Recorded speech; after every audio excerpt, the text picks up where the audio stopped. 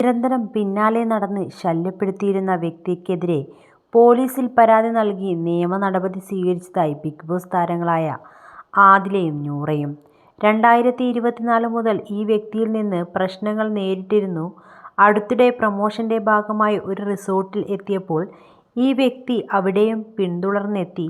ഇതോടെ പോലീസിൽ അറിയിക്കുകയും പോലീസ് ഇയാളെ പിടിച്ചു കൊണ്ടുപോവുകയുമായിരുന്നുവെന്ന് സാമൂഹ്യമാധ്യമങ്ങളിൽ പങ്കുവച്ച വീഡിയോയിൽ ഇരുവരും പറയുന്നു. ഇരുവരെയും വിവാഹം കഴിക്കണമെന്നാവശ്യപ്പെട്ട് സന്ദേശമയക്കുകയും ഫാൻ മീറ്റുകളിലും മറ്റു പരിപാടികളിലും പിന്തുടരുകയും ചെയ്തതോടെയാണ് നിയമ നടപടി.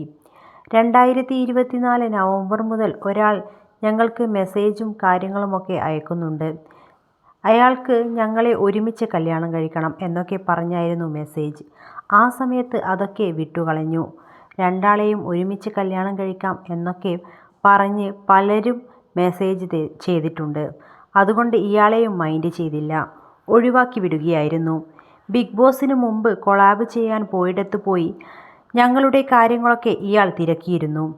ഫോട്ടോയും മറ്റ് ഡീറ്റെയിൽസും എനിക്ക് മുൻപ് കിട്ടിയിരുന്നു. പരാതി നൽകാൻ ഇരിക്കവെയാണ് ബിഗ് ബോസിലേക്ക് വിളി വരുന്നത്.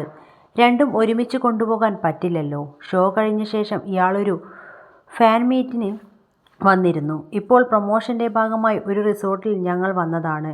ഇവിടെയും അയാൾ വന്നു. ഉടൻ പോലീസിൽ വിവരമറിയിക്കുകയായിരുന്നു. അതവർ നല്ല രീതിയിൽ കൈകാര്യം ചെയ്യുമെന്ന് പ്രതീക്ഷിക്കുന്നു. FIR ഇട്ടിട്ടുണ്ട്. ഇനി എല്ലാം നിയമത്തിന്റെ രീതിക്ക് പോകട്ടെ. നെഗറ്റീവ് മെസ്സേജ് ഇടുന്നവരും സൈബർ ബുള്ളിങ് ചെയ്യുന്നവരോടും ശ്രദ്ധയ്ക്ക്. നമ്മുടെ നിയമം ഇപ്പോൾ സ്ട്രോങ് ആണ്. എല്ലാവരും അങ്ങോട്ടും ഇങ്ങോട്ടും ബഹുമാനിച്ച് നല്ല രീതിയിൽ മുന്നോട്ട് പോകാൻ നോക്കുക. ആദില നൂറയുടെ വാക്കുകൾ. ബിഗ് ബോസ് മലയാളം സീസൺ 7 മലയാളികൾക്ക് ഏറെ സുപരിചിതരായ രണ്ടുപേരാണ് ആദിലയും നൂറയും. ലെസ്ബിയൻ കപ്പിൾസായ ഇരുവർക്കും ഷോയ്ക്ക് മുമ്പ് പല നെഗറ്റീവുകളും നേരിടേണ്ടി വന്നിരുന്നു.